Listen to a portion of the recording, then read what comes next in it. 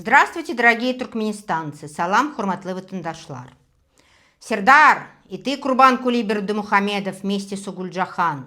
Вы сейчас у власти, и все деньги нашей страны у вашей семьи, в вашем ведении. Все силовые структуры и посольства, которые разбросаны по всему миру. И кампания по дискредитации нас через ваших агентов Мурада Курбанова, Мухаммеда Дуиджи, Боквели Сапара, Талиба Аббасова и Нуры Аннаева, а также примкнувших подосланных агентов Дианы Дадашевой и ее двух сестер, внедренных к нам в организацию много лет назад, сейчас активизировались в интернет-пространстве, потому что мы на международных площадках настойчивее заявляем о наших законных требованиях по возврату государством Туркменистан криминально конфискованного нашего имущества. Сердар, я боролась, в отличие от всех ваших проплаченных паскуд,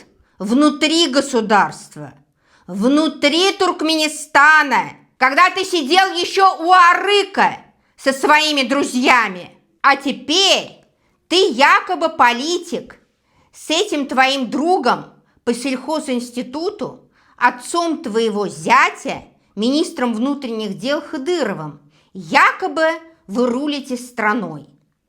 Сердар, самое страшное – это то, что вы у людей забрали возможность возвращаться на родину, в Туркменистан. И люди любыми путями хотят покинуть Турцию и уехать на Запад. То, что диктатура может обвинить человека в мошенничестве, это для меня не новое. И это я видела, когда я еще была внутри страны. И когда тебе предъявляют обвинения внутри страны, это несравнимо по степени подлости и изуверства с тем, где ты можешь себя защитить от этого цинизма тирании. Когда Гильды был еще в тюрьме, ко мне домой с псевдо-долговыми претензиями пришла одна знакомая девушка, которую я знала с детства. Она была наркоманкой, причем в сопровождении еще 10 женщин. Она пришла и стала кричать, что она якобы в больничке, больничная тюрьма, отдала мне золотую цепочку для того, чтобы потом я ей отдала ее дома. Вышла наша соседка, тетя Майя Шахбердыева, и сказала, что она прекрасно знает, кто такая она и кто такие мы, я и моя семья. Тетя Майя подняла огромный скандал на весь двор, и всех этих теток она разогнала. Она сама взяла все в свои руки и все решила сама с этими мошенницами, даже не побоявшись, что за это ее могут привлечь.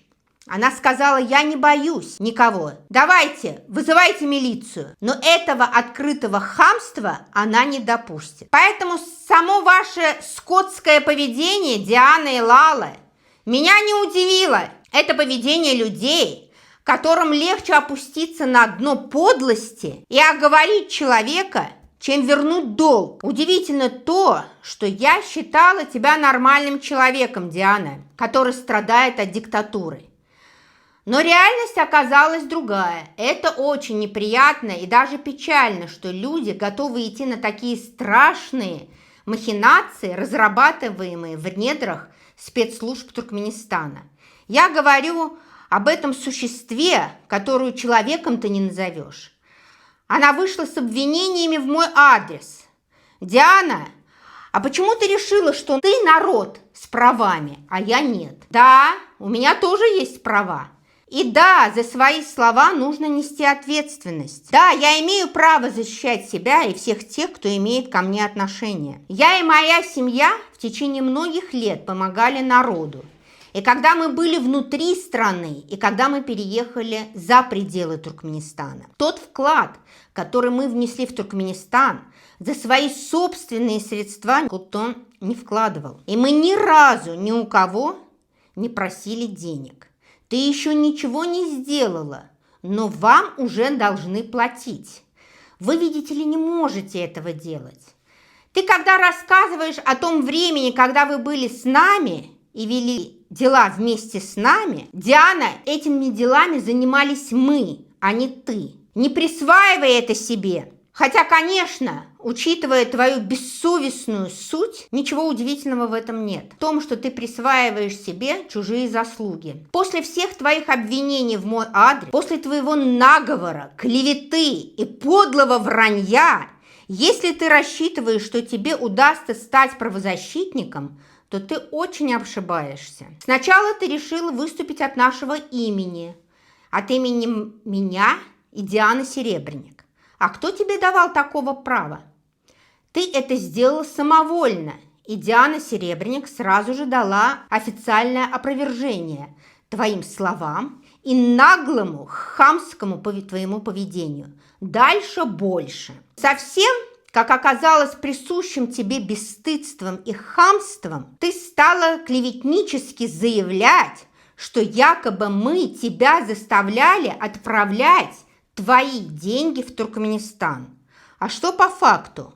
Вот часть скринов моих переводов тебе, и вот твоя переписка, где ты говоришь о своем долге. Ты сначала писала, как ты нам благодарна, а потом вышла и начала поливать грязью. Еще один момент, который характеризует и раскрывает твою подлую и хамскую натуру. Разговор о моих платках, которые мне купили в Ашхабаде. А ты пообещала передать эти платки мне. И без малейшей тени сомнения твоя сестра Лала стала выступать в них на своем канале. Этот факт с платками более чем достоверно характеризует вашу семью, и тебя в том числе, как мелочных и нечестных людей. Я купила платки в Ашхабаде. Тебе передали закрытую посылку с тем, чтобы потом мне ее отправили. Но ты решила ее вскрыть и поносить мои вещи. Кто вам дал это право вскрывать мою посылку и выходить в моих вещах в эфир? Очень интересные поведенческие характеристики для людей, заявляющих о своих претензиях на роль правозащитников. Ты спрашиваешь, куда отправить платки? Никуда их отправлять не нужно, Диана. Казалось бы, это мелочь, но я еще раз показываю всем, кто вы и что вы за люди. Хочу сказать отдельно о работе правозащитных организаций. Это не бесплатная контора, где сидят люди, которым просто так на головы сыпятся с неба деньги. Защита прав народа бесплатно – это неправда. Не слушайте этих необразованных, примитивных недоучек. Если у организации есть финансирование, они работают по кейсам. Если нет, то они не берут дела. Еще раз повторяю, люди, если в правозащитной организации нет ставки адвоката или юриста, вы будете оплачивать и нанимать его для ведения своих дел. Это не бесплатная услуга, это оплачиваемая этой организацией работы адвоката или юриста. И если у организации нет средств, за вас никто платить не будет. Почему, когда, например, арестовали Дурсултан, на нее собирались деньги? Почему Хыдыров посылал для нее деньги, например, на адвоката? Для Алишера. Он не один раз повторял в прямых эфирах об этих фактах. Или эти деньги шли не на адвоката, если все бесплатно? Более того, ни одна правозащитная организация не обязана вам оплачивать почтовые расходы или переводчиков, потому что на это нет в организациях дополнительного финансирования. И да, со своего кармана я не обязана нанимать тебе ни адвоката и не обязана брать тебя и твою семью на свое обеспечение. Но тут другая химера, где ты, Диана, воспользовалась моими знаниями, опытом, моей добротой и в течение всех этих лет бесплатно получала от меня всевозможные консультации. Хочу подчеркнуть, что я не обязана была это делать для тебя. Диана, я была с тобой 24 часа в сутки, 7 раз в неделю. Ты звонила в любое время дня и ночи. И да, я поддерживала, как психологически, так и по медицинским вопросам.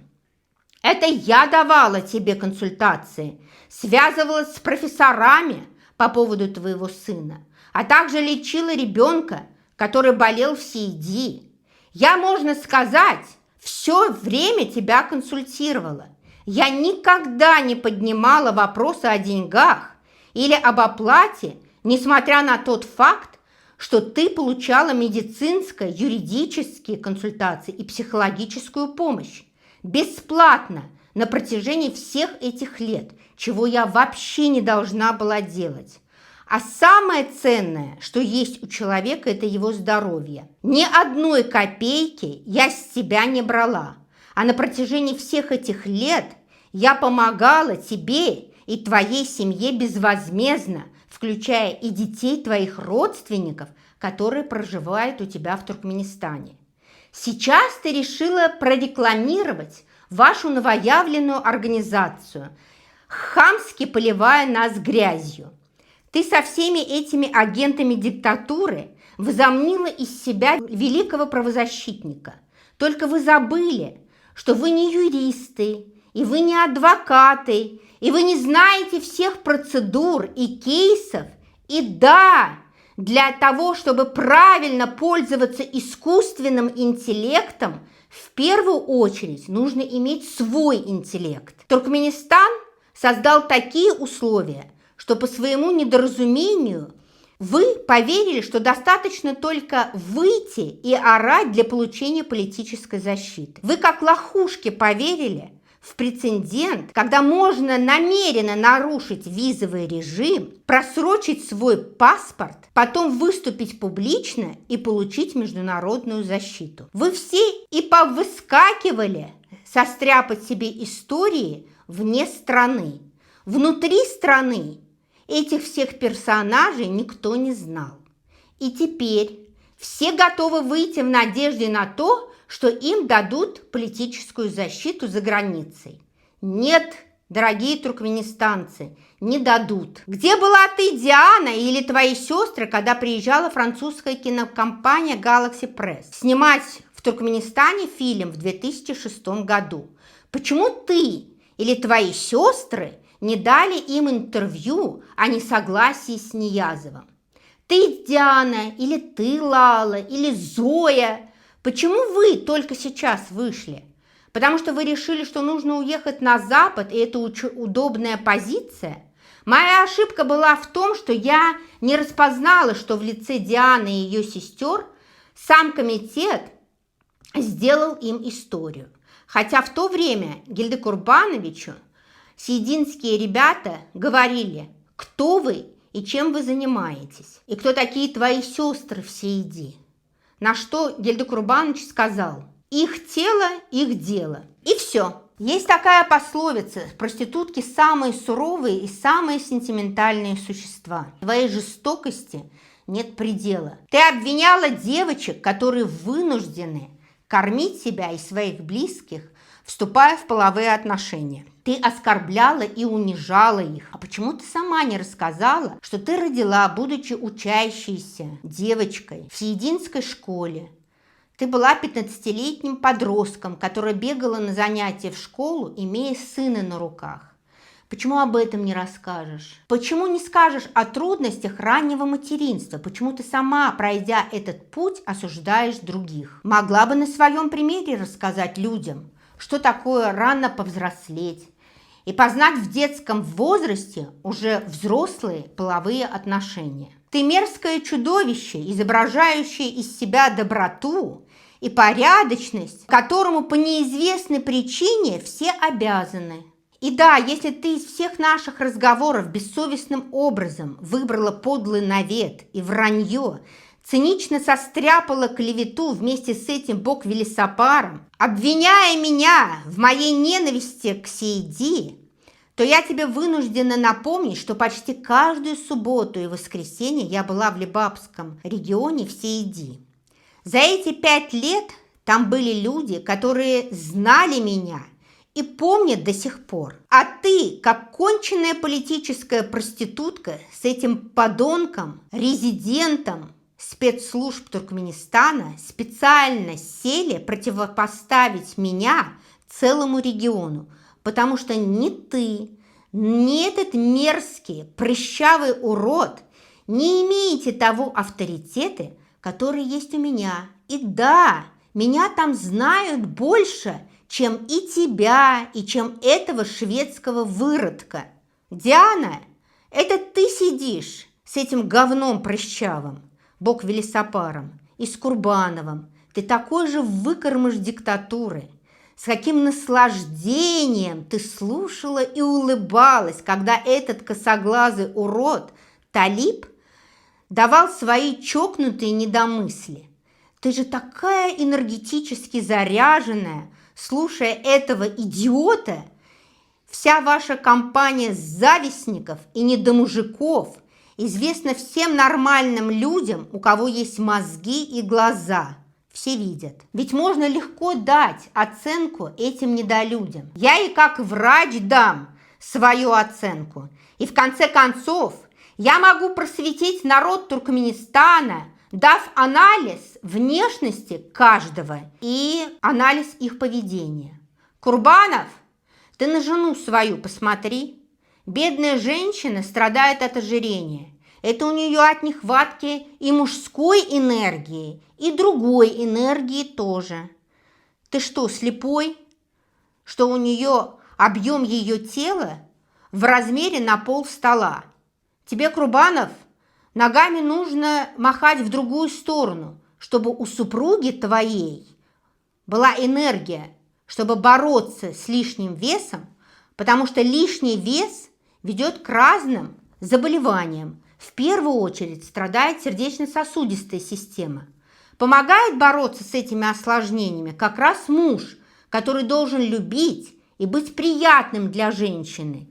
О чем в твоем случае, Курбанов, не скажешь. По твоей жене все видно. Муха-контушка, ты вроде врач, но твоя обвисшая мускулатура и обвисшая кожа на лице говорит о том, что у тебя андрогенные проблемы. В крови понижен тестостерон.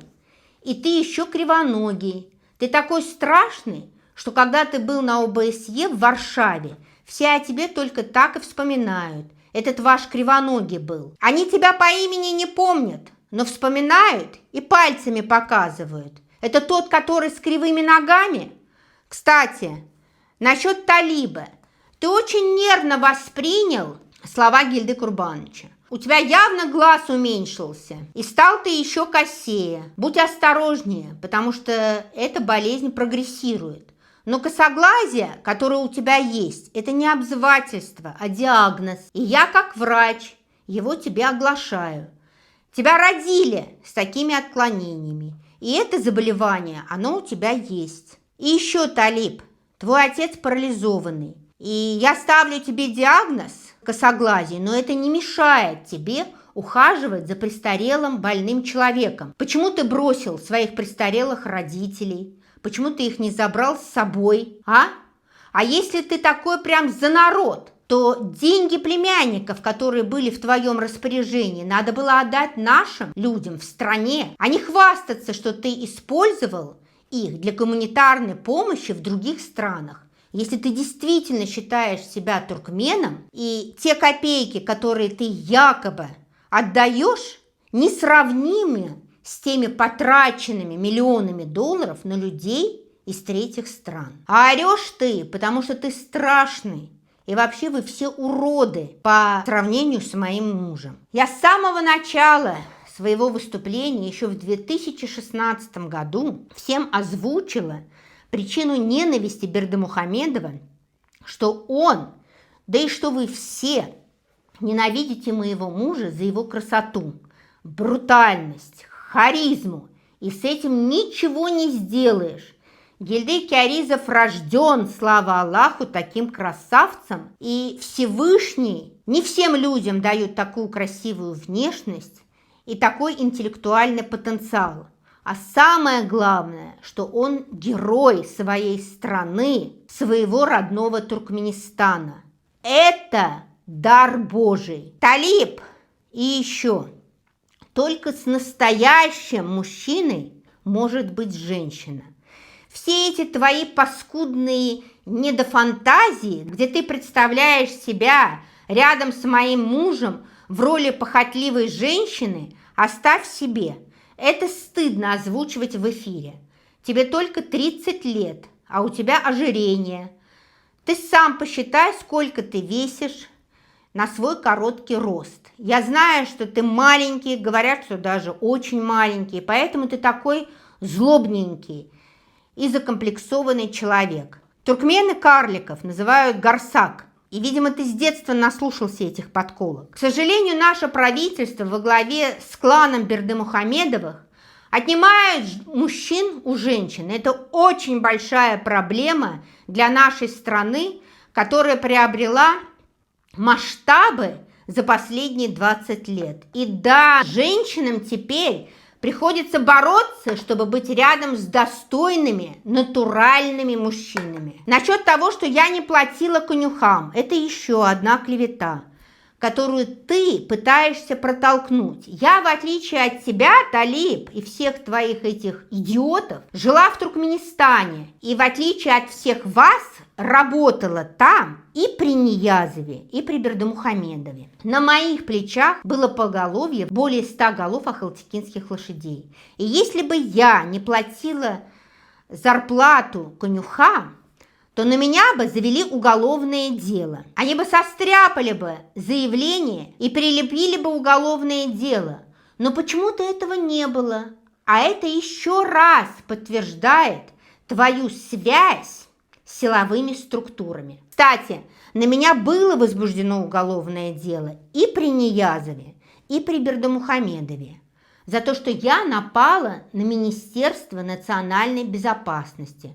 Но вот тех обвинений, которых огласил ты, их почему-то не было. И отдельно хочу вам сказать, я не Юлечка, а Юлия Львовна.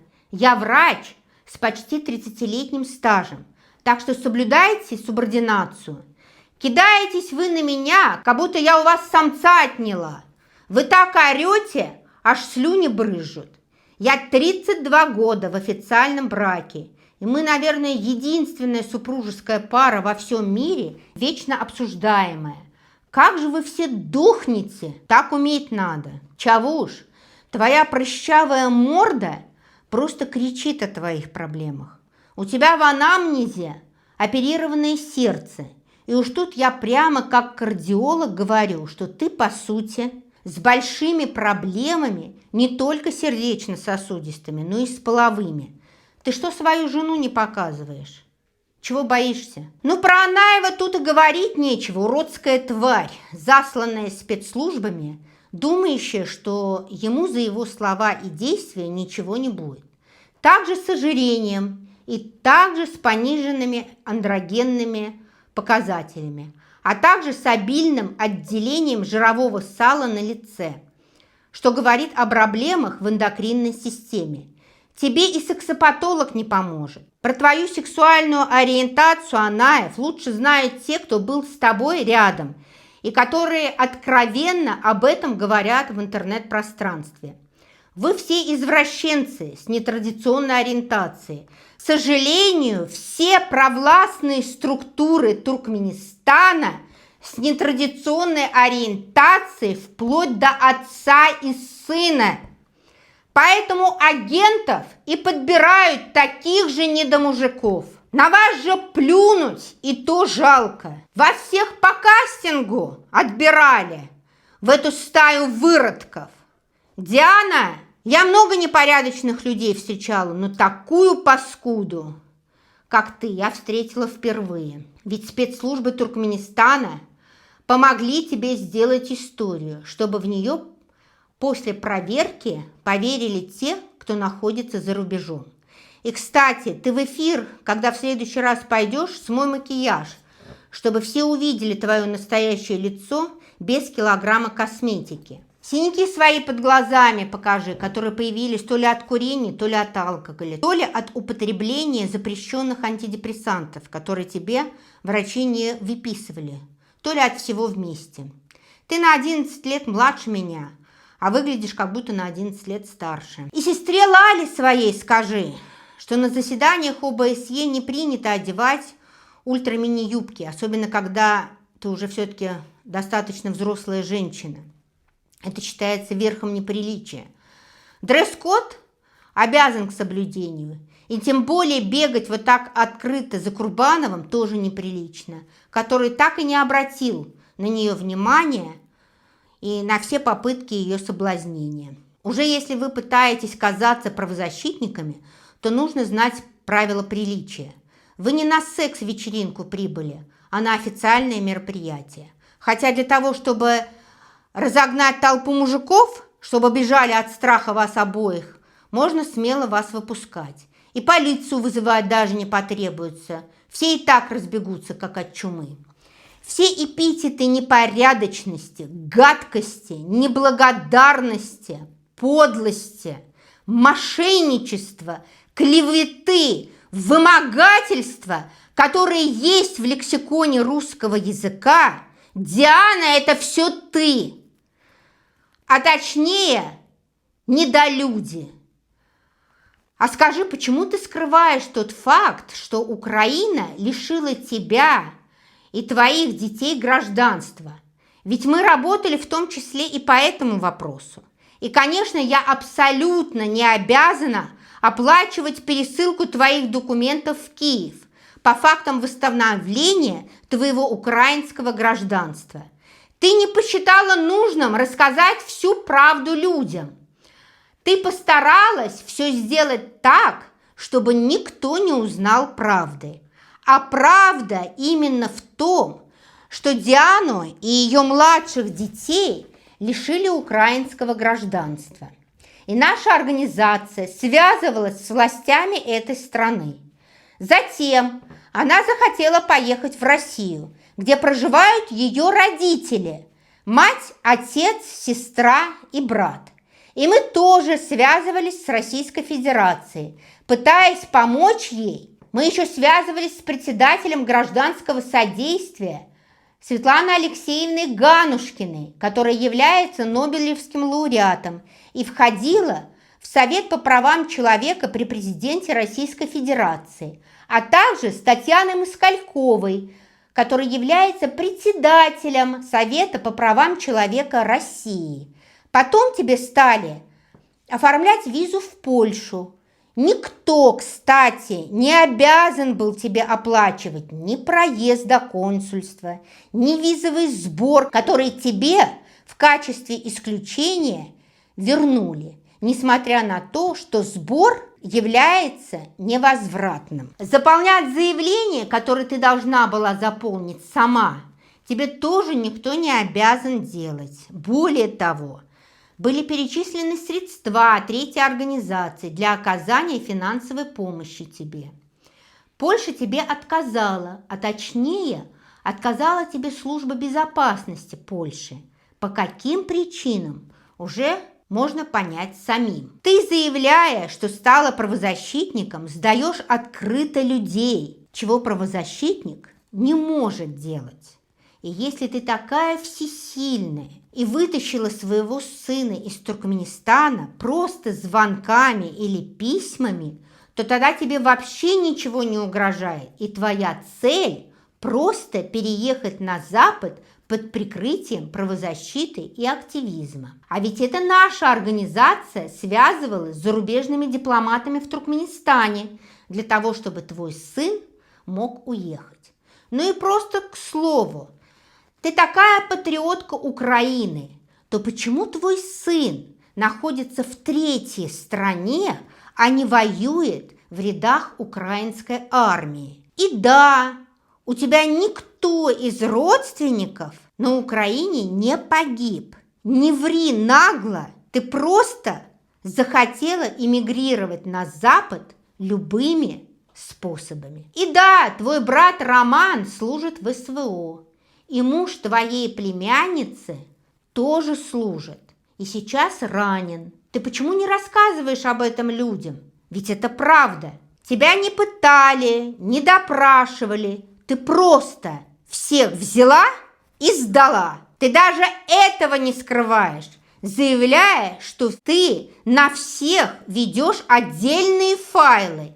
компроматы для того, чтобы впоследствии их использовать. И отдельно хочу еще вот что сказать. Все организации, занимающиеся Туркменистаном, а их в основном 4, все люди из этих организаций покинули страну официально и получали свои документы в западных странах с действующими туркменскими документами.